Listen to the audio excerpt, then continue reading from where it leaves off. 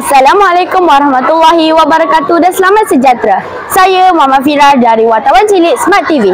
Hari ini Sekolah Kebangsaan Seputeh telah mengadakan pelancaran Majlis Ihya Ramadan bagi tahun 2025. Jom kita saksikan bersama-sama.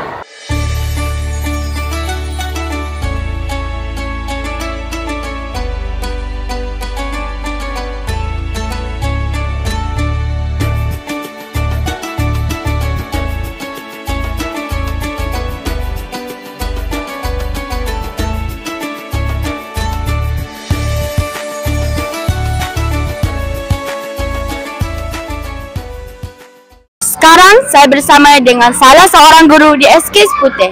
Assalamualaikum Cikgu. Waalaikumsalam warahmatullahi. Apakah nasihat Cikgu terhadap murid-murid SK Seputeh pada bulan Ramadan yang akan datang? Okey, baik. Kepada murid-murid SK Seputeh, alhamdulillah pada hari ini kita telah buat satu majlis pelancaran Ihya Ramadan yang mana tak lama lagi kita akan menyambut bulan Ramadan yang akan tiba.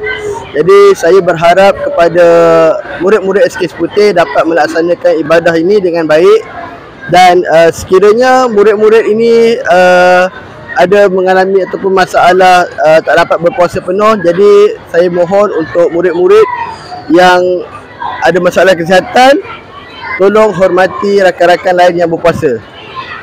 Okey, terima kasih. Sama.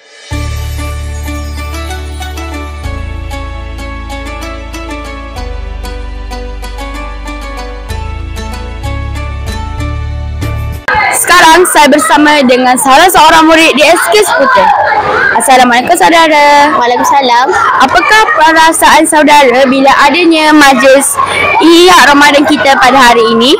Saya berasa sangat gembira dan tidak sabar untuk menyambut bulan puasa pada tahun ini kerana di sekolah terdapat banyak aktiviti yang dijalankan pada bulan Ramadan tahun ini. Okey, terima kasih. Sama-sama. Tamat sudah majlis pelancaran Ihya Ramadan kita pada hari ini. Semoga kita berjumpa lagi. Bye.